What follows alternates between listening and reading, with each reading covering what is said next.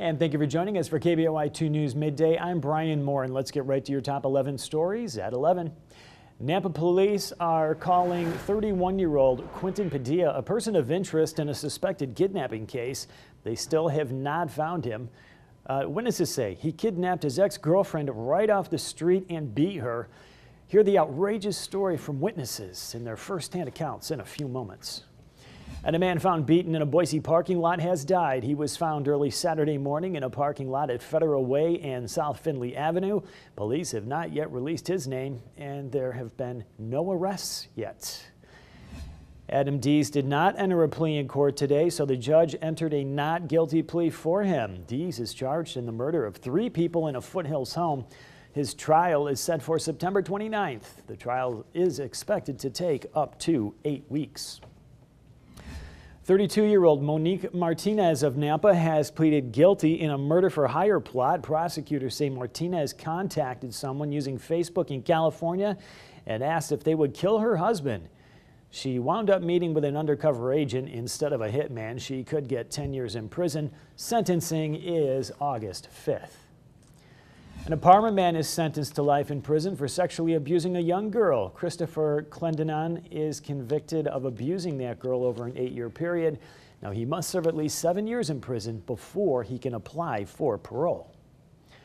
And at least 7 people are dead and hundreds hurt following the Amtrak train crash in Philadelphia. Investigators have determined the train was going 106 miles an hour. The speed limit on that curve is 50. They don't know why the train was traveling so fast. We'll have much more on this story in a few moments. And it's National Police Week, and last night there was a vigil at the Peace Officers Memorial in Boise to pay tribute to those killed in the line of duty, including Sergeant Greg Moore of Coeur d'Alene. That really brings it home to officers that it can happen here. We are very, very lucky to live in a great community that the vast majority of people support us. And you just have to remember that if you go out, you do your job, you're professional, you keep those contacts and those relationships with your community positive. To continue the observance of National Police Week this morning at 10 o'clock in Meridian, 3 names were added to a memorial there on Stratford Drive. ITD and BLM are taking steps to prevent fires along I-84 over the next couple of weeks.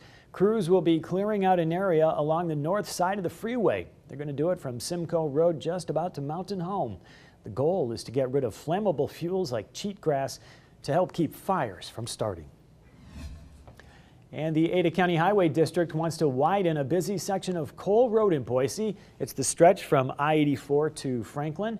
Right now, about 20,000 vehicles every day go through there.